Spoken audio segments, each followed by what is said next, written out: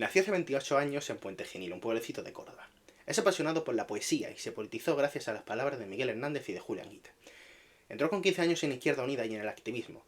Luchó en diversas manifestaciones convocadas por los movimientos estudiantiles y sobre todo por la plataforma de Esto Desahucio donde sigue actualmente. Es historiador y se dedicó al trabajo académico hasta que con la irrupción de Podemos encontró una nueva casa en la que hacer política. De esta, su casa, dice estar convencido de que es la mejor porque tiene ganas de disputar el poder y hacer desde allí, desde las instituciones, la reforma que se exigen desde la calle. Se considera un activista con acta de diputado. Fue el candidato por Córdoba al Parlamento andaluz en las pasadas elecciones andaluzas y es hoy diputado del grupo parlamentario de la coalición de izquierdas por Andalucía en el Parlamento andaluz. Hoy en las entrevistas de la Nueva Andalucía tenemos a José Manuel Gómez Jurado. Arrancamos.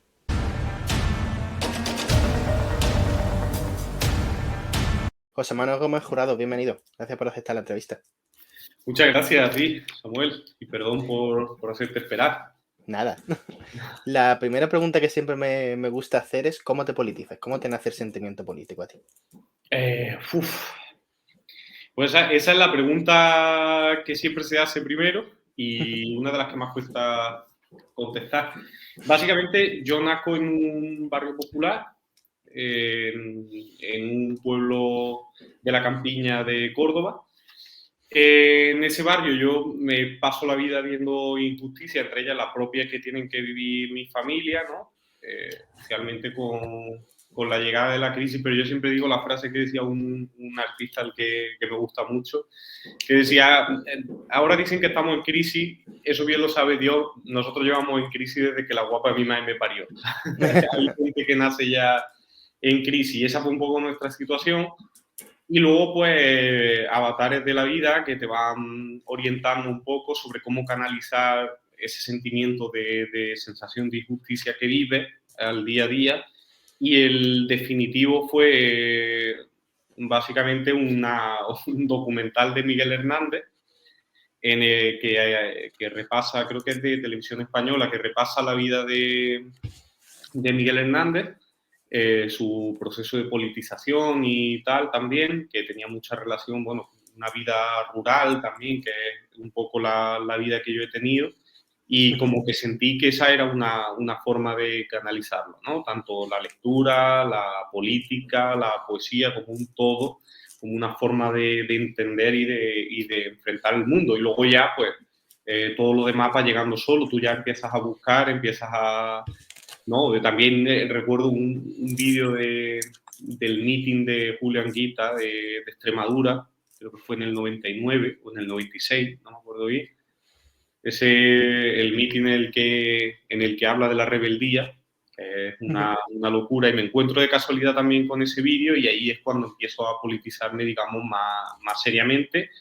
Y en el verano de los 15 años, pues empiezo a buscar una formación política en la que hacer militancia activa y ya de ahí por distintos derroteros hasta llegar a donde estoy. Y finalmente, ¿por qué elegiste a Podemos?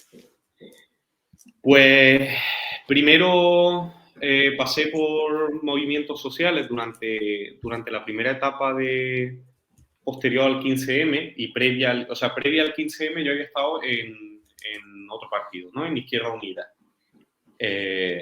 Y cuando pasa el 15M, estamos en distintos movimientos sociales, tanto estudiantiles como estos desahucios, que es básicamente donde he hecho mi mayor militancia, donde la sigo haciendo, por suerte, donde seguimos ahora de manera mucho más activa.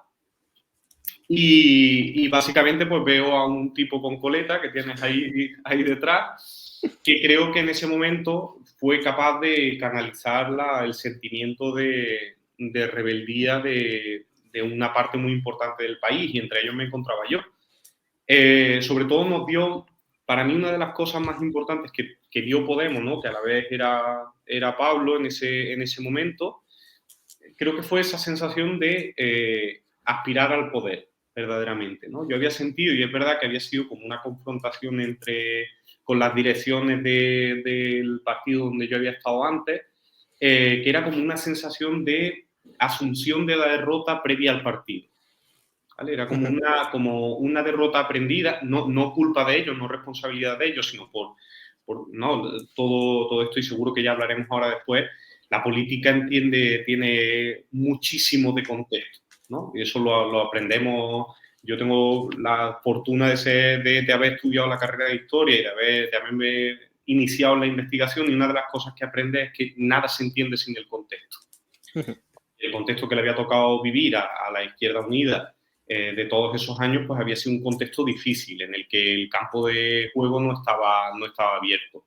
Podemos irrumpe en un momento en el que el campo de juego se abre y ahí nos sentimos identificados todos, ¿no? Entendemos que hay una nueva forma de hacer política. Luego he aprendido muchísimo de compañeros y compañeras de Podemos, a quienes admiro muchísimo, ¿no? Entre ellos, pues todo el equipo de Rafa Mayoral, Sociedad Civil y toda esta gente que me ayudó a entender la política de una forma distinta, la militancia de una forma distinta, la participación, la inteligencia colectiva, la formación colectiva como una forma ineludible de la transformación política, ¿no? Como esa nueva cultura política que se abrió paso en el 15M, ¿no? que bebía de otras culturas políticas como la de América Latina y todo esto. Eso fue lo que me empujó a formar parte de Podemos. ¿Y crees que formar parte de Podemos. ¿Y crees que en algún momento Podemos y su espacio, antes Unidas Podemos, ahora Sumar, han olvidado o han dejado de lado las movilizaciones en la calle? Creo que eso, formando parte de un proceso natural, eso lo definía Juan Carlos Monedero, lo definía muy bien.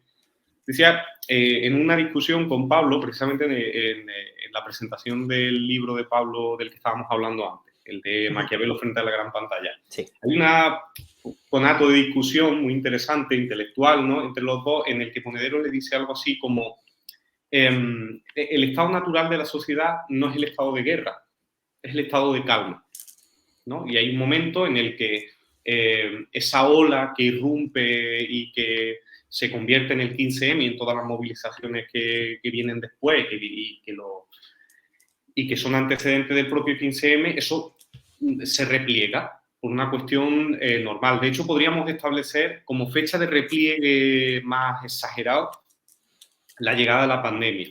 Hasta ese momento, la movilización popular todavía te hacía ganar ciertas luchas y cierto espacio, ¿vale? Yo sí creo que nuestro espacio político ha abandonado la construcción de redes populares o de redes de construcción popular, de movilización popular. Eso sí que se ha abandonado. Y yo diría, pues eso, probablemente de la pandemia esta parte un poco más avanzado la pandemia, diríamos.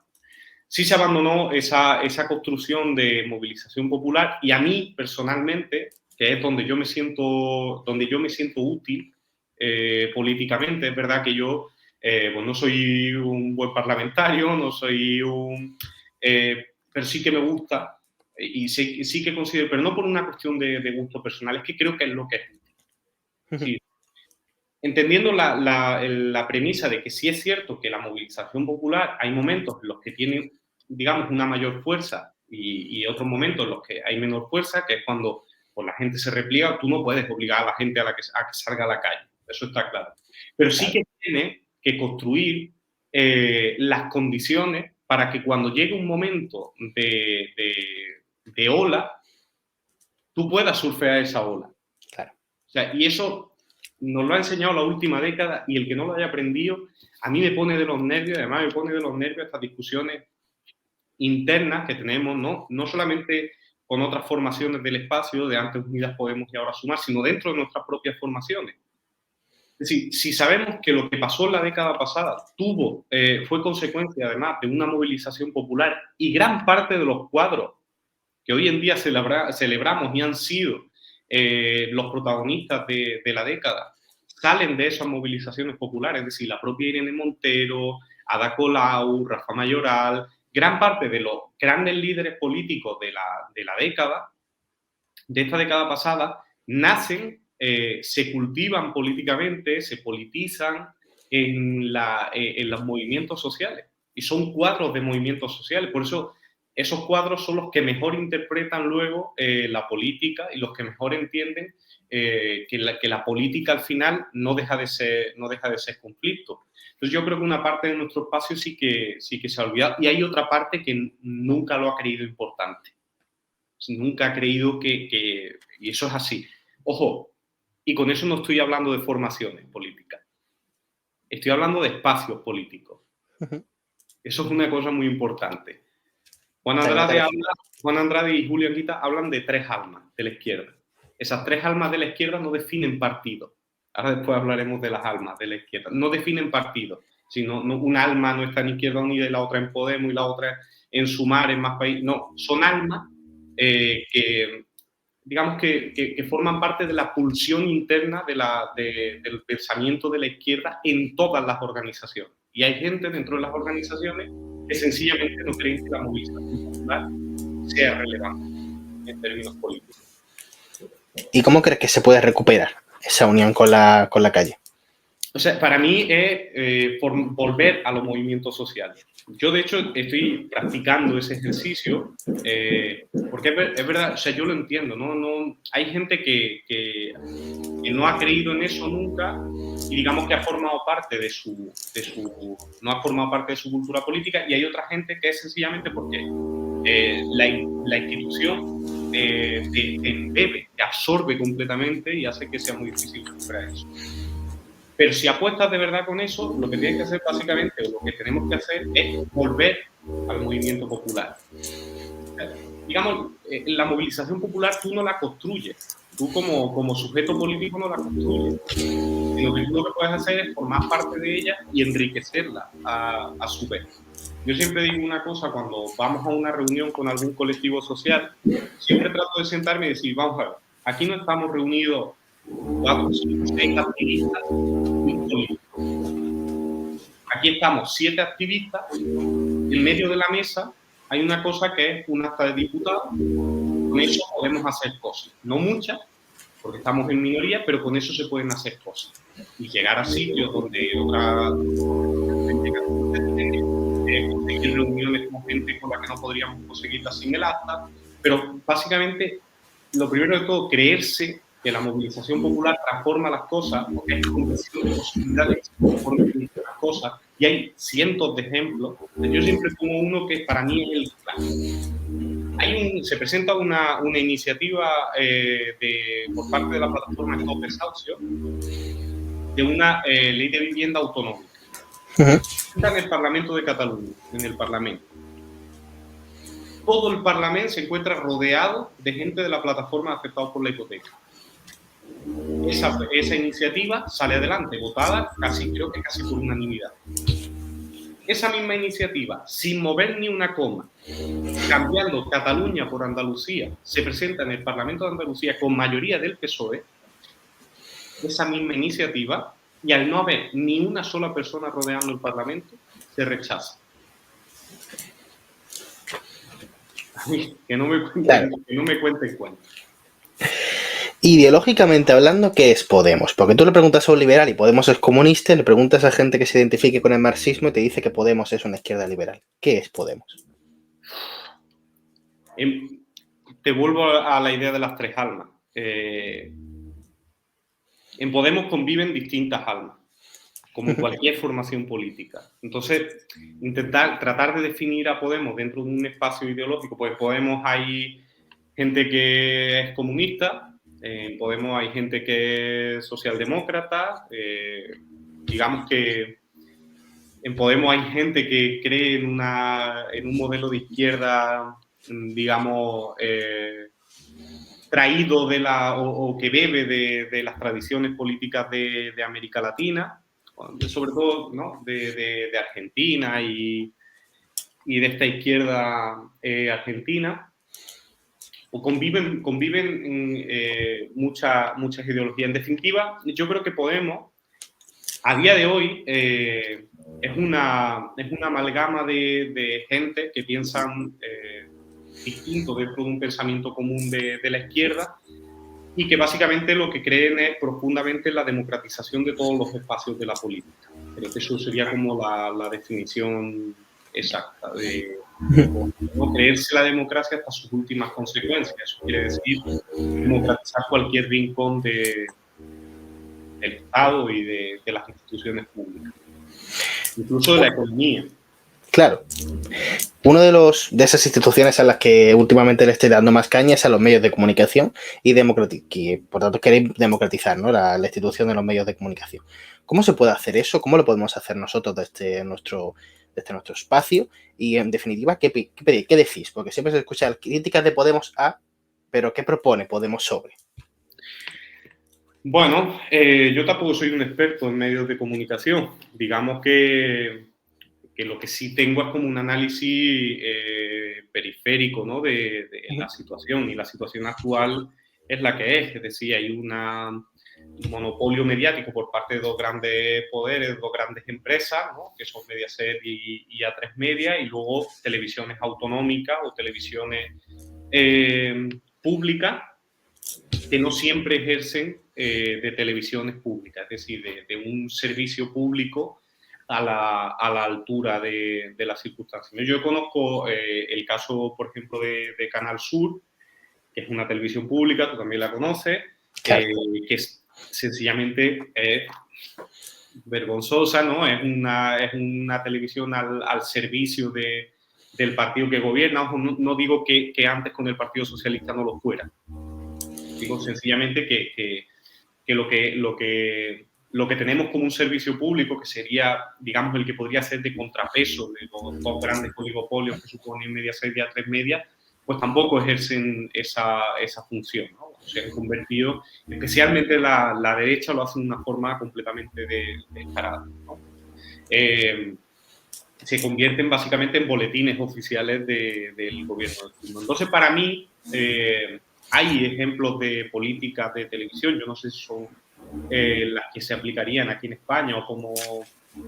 Hay alguien que creo que José Manuel Martín Meden, que es un periodista que trabajó en televisión española y tal, que tiene algunas ideas interesantes sobre lo que podría ser los medios de comunicación en España. Yo creo que básicamente por tener una idea así más o menos aproximada de cuál es la propuesta de Podemos, ¿no? Ya te digo, sin tener yo tampoco demasiado reflexionado el asunto. La televisión privada tiene que seguir existiendo, obviamente nosotros no estamos proponiendo que deje de existir la televisión privada, lo que pasa es que eso tiene que estar limitado.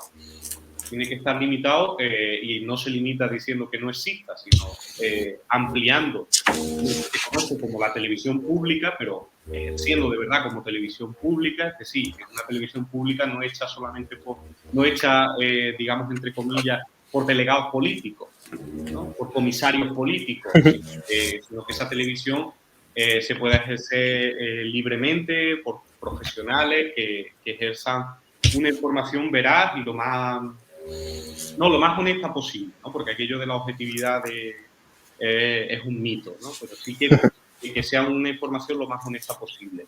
Y luego, una cosa que se ofreció ya en la transición, fíjate, a los sindicatos mayoritarios, que fue la posibilidad de que hubiese una televisión para los sindicatos, es decir, una televisión, no digo que fuese una televisión para los sindicatos, pero sí que hubiese una parte que fuera televisión comunitaria, es decir, televisión hecha por el pueblo, medios de comunicación hechos por el pueblo, ¿no? Aparte de potenciar, que me parece súper interesante, iniciativas de jóvenes periodistas, ¿no? Como está la de estos chicos que lo hacen también, Espacio Andaluz, que son muy guay y que muy trabajadores, que lo hacen muy bien, potenciar esas iniciativas, pero sobre todo por parte del Estado potenciar que haya en cuanto a medios de comunicación, lo que ha habido durante todos estos años contra Podemos y contra Unidas Podemos y todo el espacio de la izquierda de los medios de comunicación, pero especialmente contra Podemos, ha sido básicamente una cacería, ¿no?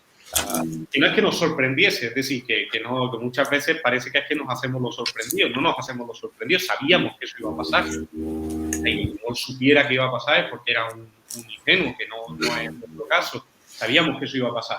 Lo que pasa es que la virulencia ha sido tal que nos lleva a que aún a día de hoy pues nuestra dirección pues sigan siendo atacados por los medios de comunicación, que se hayan vertido mentiras construidas desde los medios de comunicación y desde el Estado profundo, que eso se haya hecho en plena democracia, sin duda una anomalía que se corregiría con un trabajo serio de periodismo como derecho público, ¿no? Lo hemos visto este fin de semana con el tema de lo de la Dana en Madrid, al director del Mundo, uno de los periódicos más importantes de nuestro país, hablando de que se había creado una falsa alarma en torno a la emergencia, que al final sabemos que de momento se ha cobrado la vida de una persona, hay una mujer desaparecida, tremendos destrozos materiales, y sin embargo pues tenemos un director de periódico diciendo que han caído 4 gotas. Ese tipo de cosas tendrían que terminar si de verdad quisiésemos construir una democracia que mereciera ese nombre. Yendo al politiqueo, ¿cómo valorar la construcción de Sumar? Esos son temas de los que no me gusta hablar, porque no creo que precisamente tú además lo has presentado muy bien. Creo que es politiqueo. Creo que eso es, nos perdemos demasiado en eso. Yo creo que una de las deficiencias, digamos, que ha tenido Sumar, la construcción del proceso político Sumar, para mí, voy a hablar de una visión política, ¿vale? No de una visión partidista, porque no quiero que esto se convierta en una conversación sobre eso. Sí que creo que cualquier proceso político que se construya desde la izquierda, me refiero, que no cuente con el movimiento popular, con la movilización popular, y que convierta al movimiento, llámese Sumar o llámese Unidas Podemos, llámese lo que sea, no convierta al sujeto pueblo en el protagonista de la construcción popular, sino que sean cuadros políticos, por muy interesantes, muy inteligentes y muy potentes que sean los verdaderos protagonistas del proceso y no la gente, me parece que es un proyecto débil. Vamos a dejarlo ahí. Me parece que es un proyecto débil. Me parece que es un proyecto que no cuenta con ese aval de la movilización que te da la movilización política, ¿no? Es verdad que son tiempos complicados para la movilización popular, es verdad que sobre todo es verdad que la convocatoria de elecciones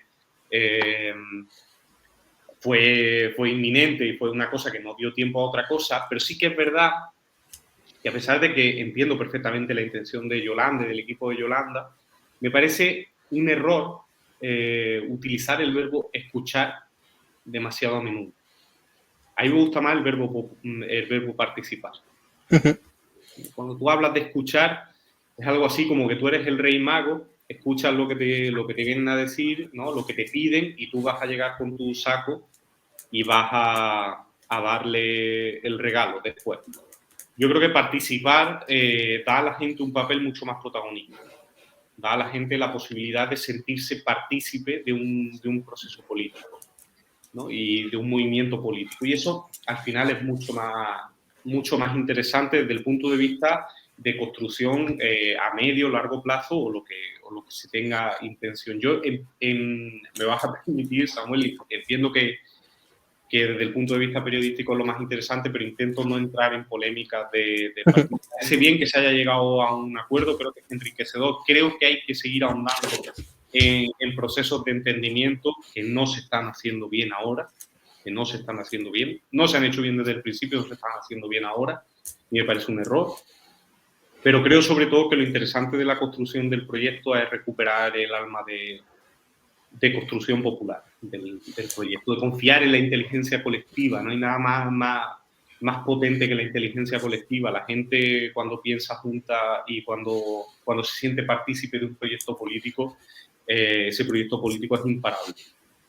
Sumar tuvo una demo que fue aquí en Andalucía, que fue la construcción de Por Andalucía, que aunque se diga, no, es que Yolanda Díaz no participó. Sabemos que Yolanda Díaz participó y eligió a la candidata. ¿Cómo valorar la construcción de Por Andalucía?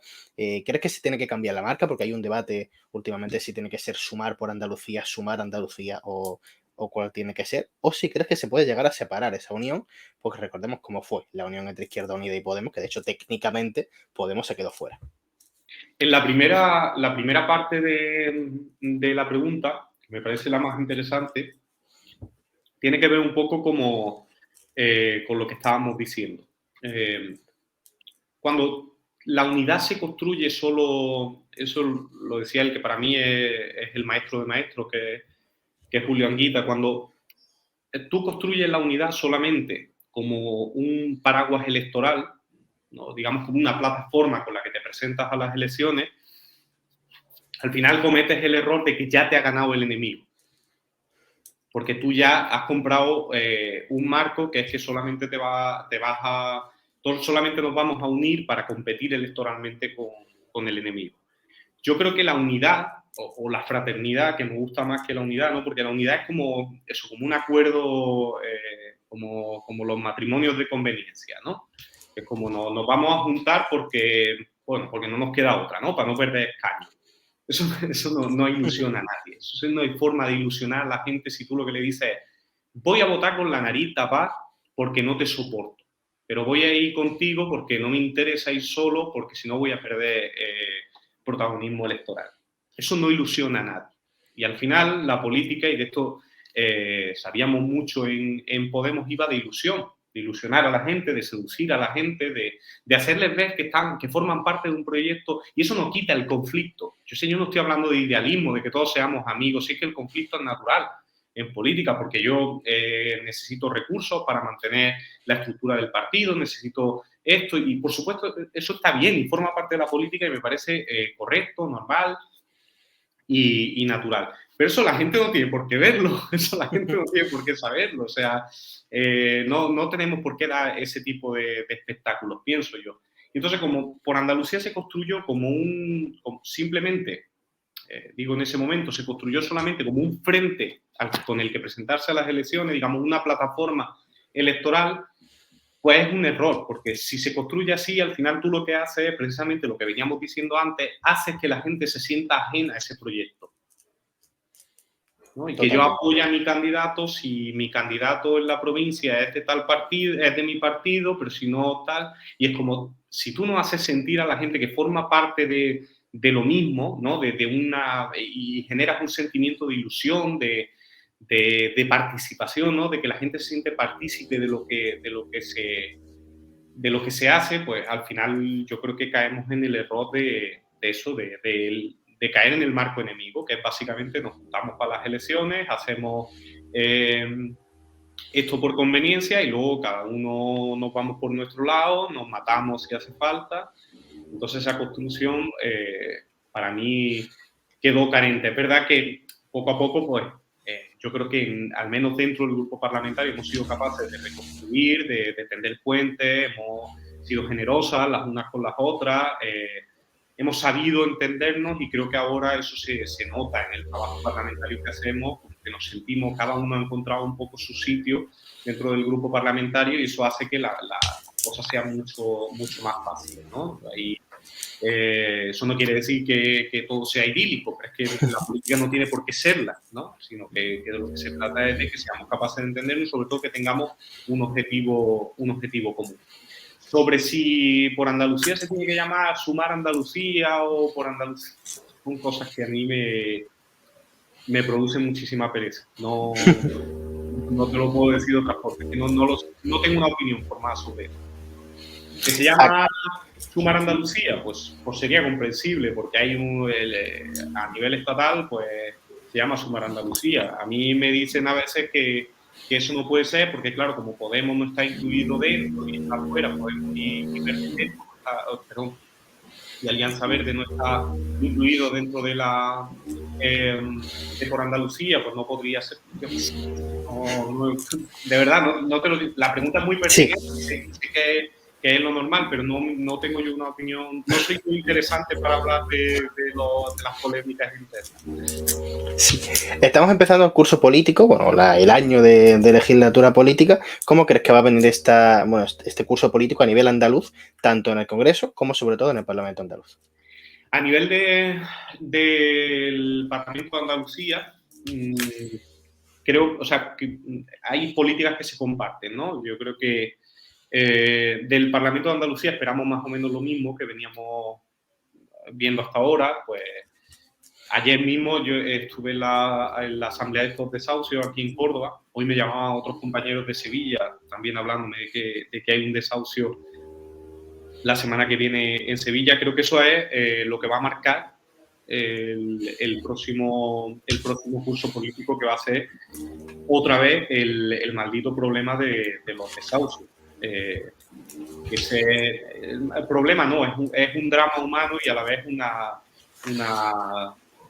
sinvergonzonería por parte de los bancos, de los fondos buitre con residencia en Madrid, y especialmente, y una de las cosas que más nos está llamando la atención, de la propia ABRA, que es la Agencia de Vivienda Andaluza, que está desahuciando a gente. Es decir, desde lo público se está incumpliendo la ley y desahuciando gente.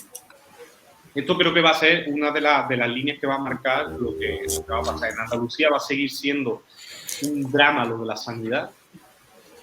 Eso es un verdadero drama, con además una consejera a la que le cabe todo, a la que no le da ni el aire. Es una persona que cuando discutes con ella te niega la realidad. Es decir, tú ves este boli es verde, se lo dices allí delante y es capaz de negarte la realidad. Es decir, tú le estás diciendo... La semana pasada se denunciaba que, por ejemplo, en mi pueblo, en Puente Genil, creo que a principios de esta semana, Comisiones Obreras denunciaba retrasos de 10 días para conseguir cita. Yo llevo esa pregunta al Parlamento. Si llevo esa pregunta al Parlamento y se la hago a la consejera me negará que eso se está produciendo, ¿no? Demostrando un nivel más alto de escrúpulos completamente absoluta. Creo que esas van a ser uno de los ejes sobre los que pivote esto, absoluta falta de estrategia para erradicar un grande problema de Andalucía, que es la pobreza. En fin, toda esta serie de cosas, ¿no? El tema de Doñana, que seguirá trayendo cola, la sequía, la inflación, todo este tipo de cosas, y un gobierno que parece que está más centrado, pues, en lo que hemos visto hoy, ¿no? Que está centrado en recurrir la ley de vivienda, en contra de sus servicios jurídicos. O sea, esto es lo más grave de todo. Es decir, el gobierno de Andalucía recurre la ley de vivienda en contra de lo que dicen los propios servicios jurídicos de la Junta de Andalucía. Es decir, si uno se va y lee lo que dicen los servicios jurídicos, dice que el recurso que ha presentado la Junta de Andalucía, el gobierno de la Junta de Andalucía al juzgado, ha sido: dentro de ese recurso se habla de artículos, desarrollando el contenido de los artículos en cosas que no dicen los artículos. Por ejemplo, tú hablas de un artículo X en el que dice que en ese artículo dice que el gobierno lo que está diciendo es que quiere coger viviendas y hacerlas públicas, ¿no? Esto que no me saldrá expropiar. Expropiar, ¿no? Que quiere expropiar vivienda, tal, y le dicen los servicios jurídicos: mire usted, es que eso no lo pone en la ley. A mí me parece muy bien que usted esté en contra de eso, pero es que eso no lo pone en la ley. O sea, eso es a lo que en lo que se entretiene el gobierno de Moreno Bonilla, porque claro, entre vaivén, ¿no? de este tipo de cosas, pues se tiene que ahorrar hablar de lo que de verdad importa, y lo que de verdad importa es que no han hecho absolutamente nada en política de materia de vivienda, de sequía, de inflación y tal. Y luego en el Estado, pues bueno, yo quiero creer y creo que va a haber gobierno progresista en octubre.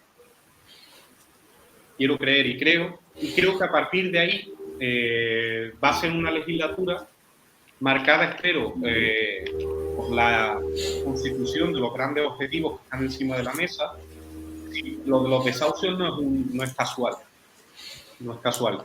Esto responde a la subida del Euribor, a la especulación de los bancos, a la vivienda, al exceso de vivienda vacacional, a todo este tipo de cosas. Eso se tiene que seguir regulando desde el gobierno, y eso tiene que ser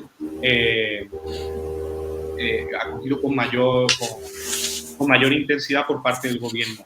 Tenemos retos en materia de igualdad que siguen sin resolverse, tenemos retos en materia laboral que siguen sin resolverse, y que espero que se lleven a cabo. Y creo que va a ser una legislatura marcada también por la construcción de otra imagen de España. Es decir, nunca, ni siquiera durante la Segunda República, había habido 2 gobiernos consecutivos, 2 legislaturas consecutivas de un gobierno progresista a la izquierda del PSOE. Sí, compuesto por ministros a la izquierda del PSOE, que creo que es lo que va a pasar.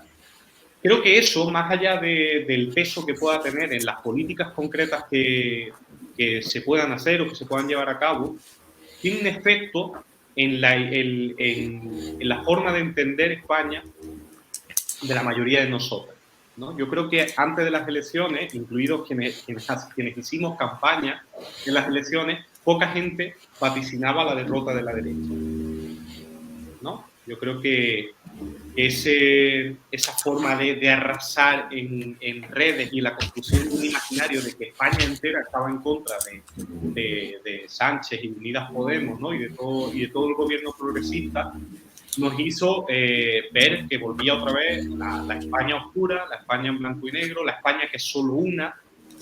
Y lo que nos dimos cuenta es de que España no es ellos, de que España es mejor que ellos, de que España somos todos nosotras y de que España es un país plurinacional que está compuesto por múltiples nacionalidades y por múltiples espacios que serán solamente si quieren ser.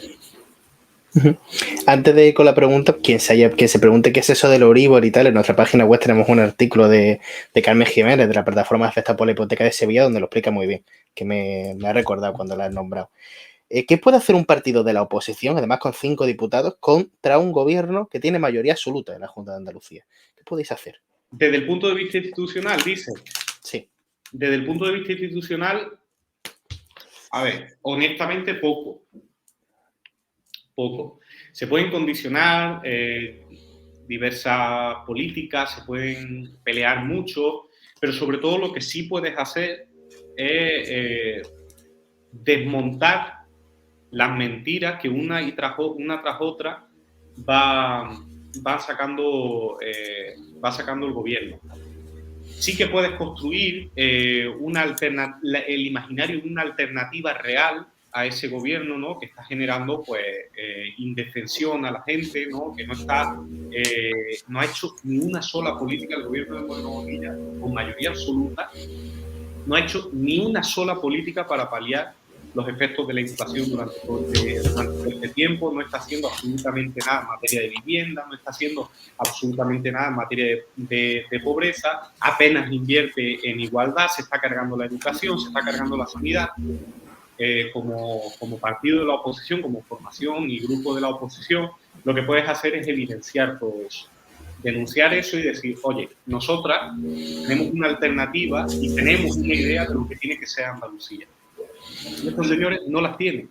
Pero no es que lo diga porque estoy en la oposición, porque me enfade, ¿no? De esas cosas que hacen, es que no lo tienen.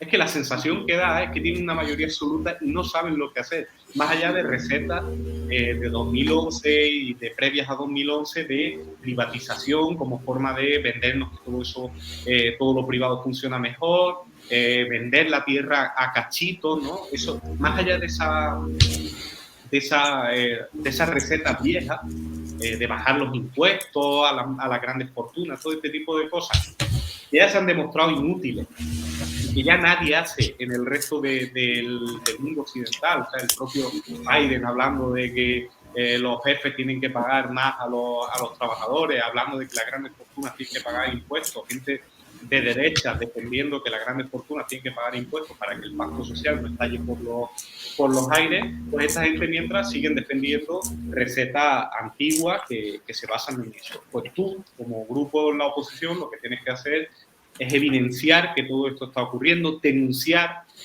ciertas prácticas del gobierno, como estamos haciendo ahora con el tema de unos bloques que están tratando de desahuciar la agencia de la Junta de Andalucía. La señora consejera de la Junta de Andalucía está hablando de echar a familias enteras a la calle, como echaron aquí a una familia con una menor con más de un 80% de discapacidad. Hace 2 meses, si no me equivoco.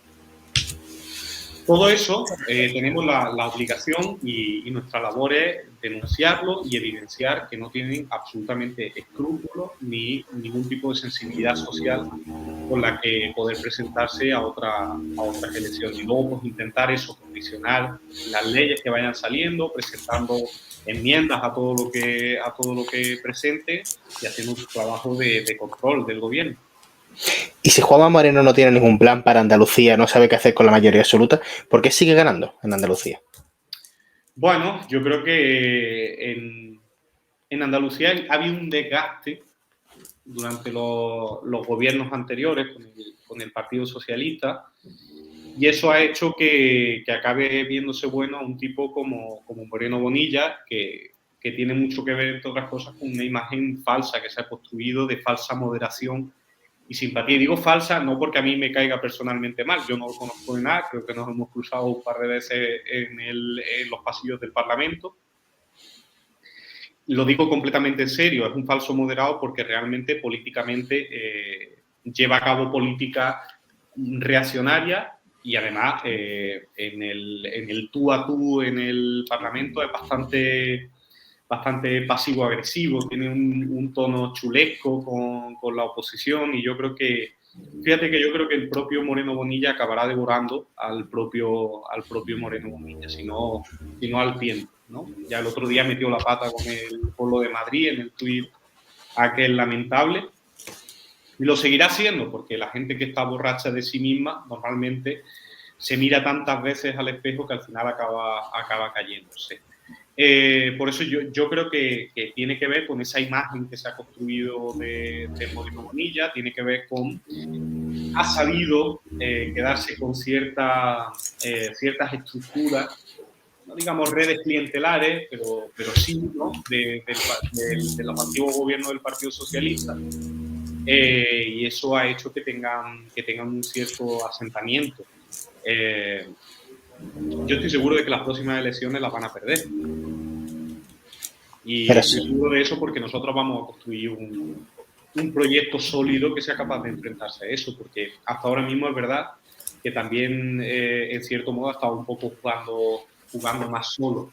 Esta vez seremos capaces de construir un frente común que sea capaz de arrebatarle el gobierno a Moreno Bonilla, que no nos olvidemos fue presidente por primera vez con el peor resultado de la historia de su partido en Andalucía.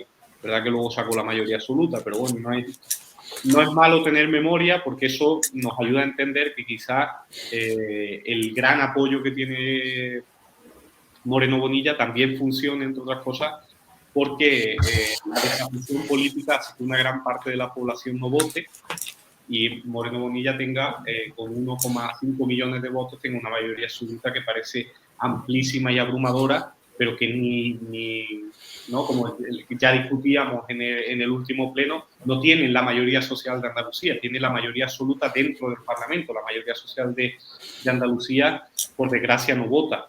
Entonces yo creo que no caigamos en ese espejismo de que es omnipotente, porque si esa gente que se ha quedado sin votar, que creo que han sido 2,5, 2,8 millones de personas que no han votado en las próximas elecciones, se sienten interpeladas por una fuerza política que crea que puede representarlo, pues es que Moreno Bonilla se despierte de este sueño en el que está inmerso. ¿Y cómo puede ser posible que caiga Moreno? Porque todos los medios grandes a nivel andaluz están con Moreno. Parece prácticamente imposible la reconciliación con Adelante Andalucía, que esa era una de las preguntas que te iba a hacer.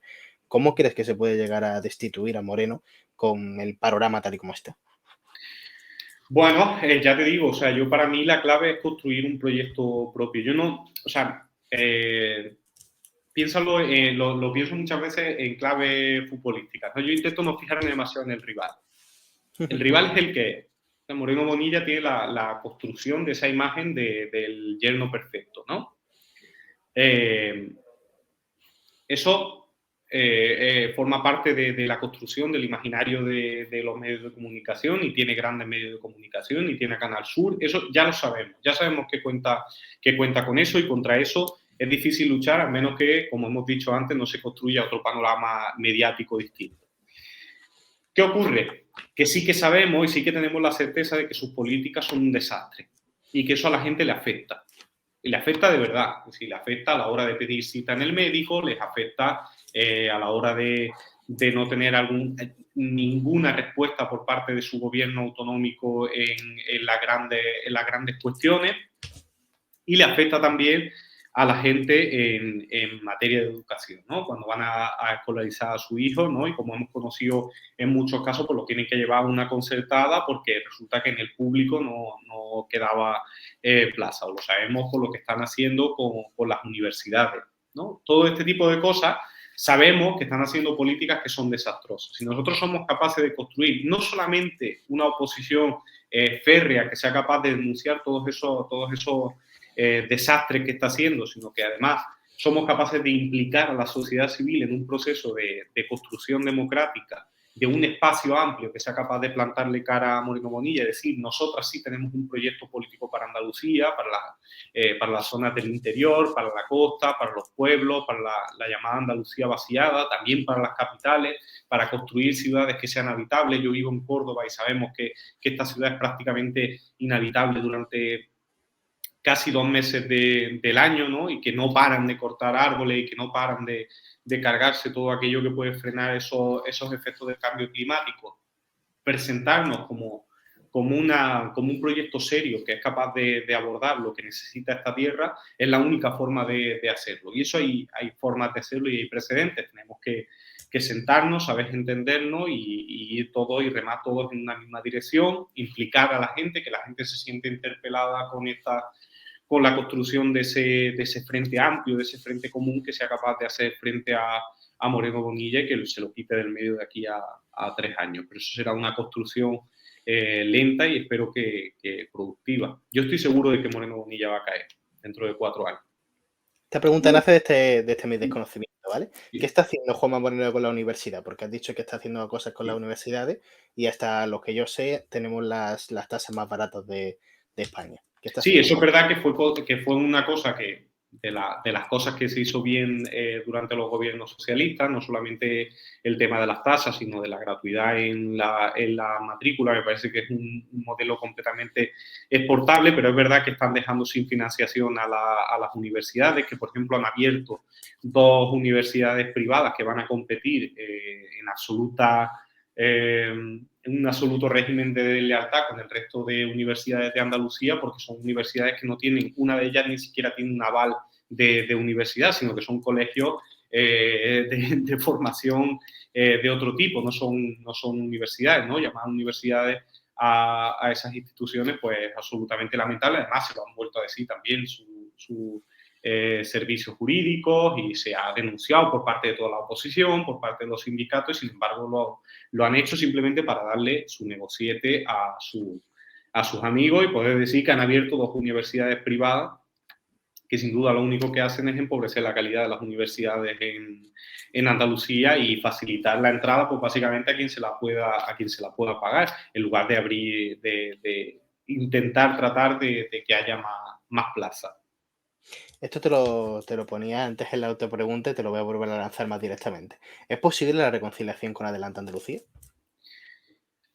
O sea, ¿es posible la reconciliación? Es que yo creo que por mi parte, por ejemplo, no hay ningún problema con Adelante Andalucía. O sea, y yo creo que por parte de nuestras formaciones tampoco. Yo creo que sencillamente es que formamos parte de 2 proyectos políticos distintos. Y esto yo lo he hablado con ellos sin ningún tipo de... Yo me llevo bien, personalmente me llevo muy bien con ellos, no tenemos ningún problema, pero yo creo que es que formamos parte de espacios políticos distintos. ¿Entiendes lo que te quiero decir? Yo creo que ellos tienen un proyecto de andalucista en el sentido de, no sé si nacionalista o soberanista en un sentido más, ¿no? más estrictamente centrado en lo andaluz como construcción cultural, ¿no? Tampoco quiero meterme en definirlo yo a ellos, ¿no? Pero sí que como que nosotras tenemos una mirada, desde mi punto de vista, más confederal, ¿no? Más federalista. Yo me siento enormemente agradecido de haber nacido en Andalucía y de ser andaluz, pero yo no siento virtud en eso. Yo tengo una relación fantástica con la gente de Getafe, no, no los voy a llamar mesetarian porque sean de Getafe, ¿no? Yo creo que eso es, son esas miradas distintas, ¿no? No quiero reducir a una caricatura la diferencia, ¿no? Pero sinceramente es que creo que son proyectos políticos distintos y además cuando tú hablas con ellos, independientemente de que los dos seamos de izquierda, es decir, que no hay ninguna duda en que los dos somos de izquierda, pero creo que cuando incluso lo hablas con ellos, lo definimos bien cuando estamos en conversaciones, que sencillamente son un proyecto político distinto. Vamos ya encarando el final de la entrevista. ¿Crees que ahora que estamos en plenas negociaciones sobre la nueva estructuración de España, con el PNV ya exigiendo pues una reforma del Estado de las autonomías, con Junts per Catalunya que va a ser clave, y esto lo va a plantear, ¿crees que desde la izquierda andaluza se puede plantear una reforma en este sistema estructural de España para que tenga más presencia? ¿Cómo crees que va a ser el debate? Va a ser un debate complejo, sin duda. O sea, yo creo que hay que revisar el Estatuto de Autonomía. Además, yo creo que España, en su inconsciente o en su subconsciente, es confederal. Es confederal. Uh-huh. Lo contrario es absurdo y siempre se ha tenido que meter a sangre y fuego. Lo de la construcción de una única identidad, de una única forma de llamarse español o española a uno mismo.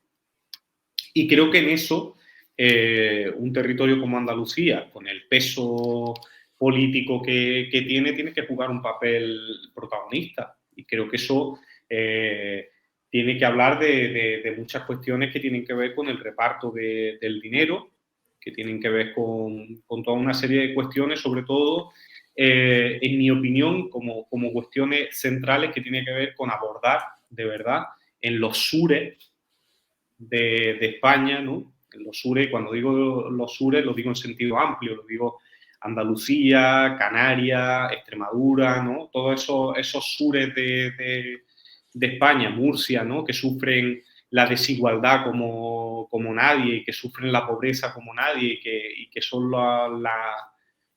los hermanitos feos dentro de los repartos de dinero, ¿no? Y de planes, de planificación, de erradicación de la pobreza.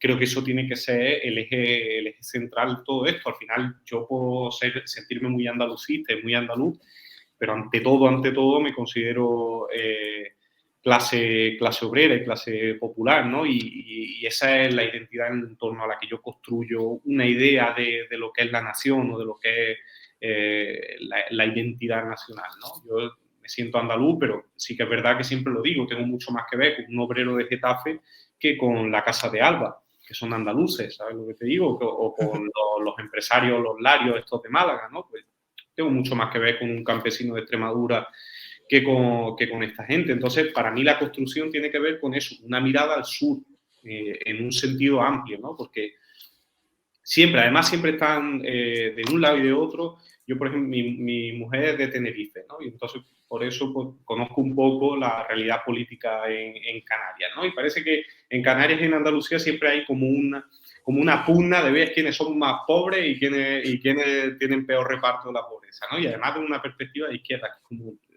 ampliemos el espectro. O sea, hay que ver cómo hacemos esa construcción de una forma confederal, pero mirando al sur, exigiendo mirar al sur, ¿no? Y el norte es verdad que tendrá sus reclamaciones y que tendremos que atenderlas, pero sí que es verdad que, claro, cuando uno oye hablar a Puigdemont o a Urkullu hablar del reparto del dinero, como que ellos son los perjudicados del reparto, pues hombre, uno se tiene que morder las uñas un poco y decir, por favor, ¿no? Por favor, que aquí como estamos más callados y no exigimos desde el punto de vista territorial, parece que no tiene importancia. Yo creo que la confederalidad, que además, insisto en la idea de que España es confederal en su subconsciente, nace indudablemente de la idea de la concesión fraternal y de la concesión generosa del territorio, ¿no? Y de la construcción territorial.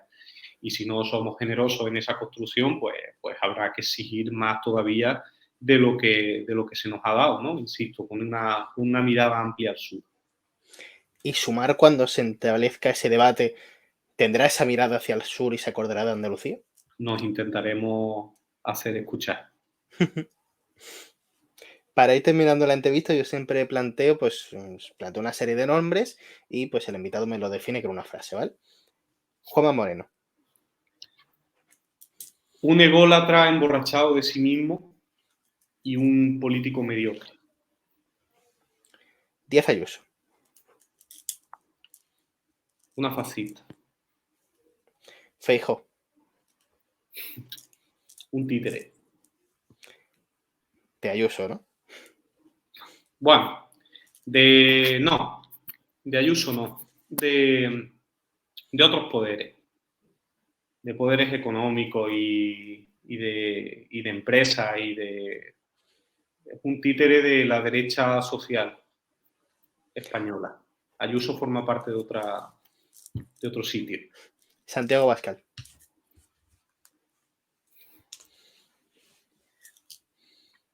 Un mediocre, vividor de lo público y el pasado que espero que nunca vuelva. Pedro Sánchez. Un superviviente. Espadas.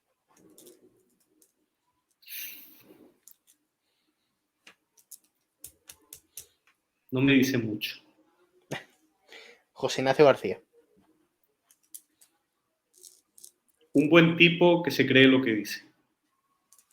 Pablo Iglesias.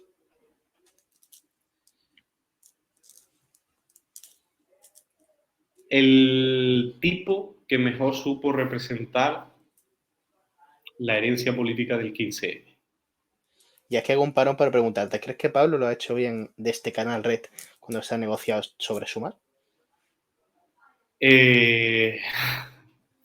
No lo sé. La historia lo juzgará. El penúltimo nombre, Yolanda Díaz.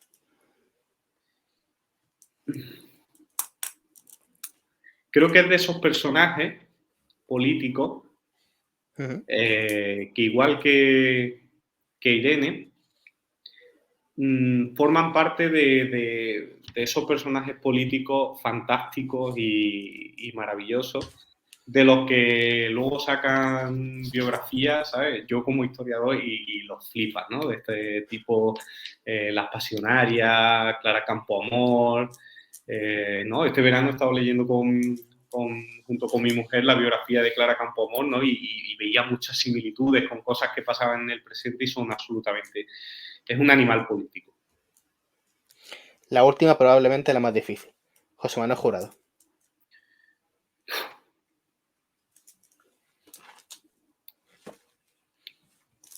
Un tipo de pueblo que se metió en política y que trata de comprender el mundo. Pues a ese tipo le agradezco que haya venido a la entrevista. Muchas gracias por venir y nos veremos más adelante en la Nueva Andalucía. Muchas gracias a ti por la invitación y por la entrevista. Chao. Chao.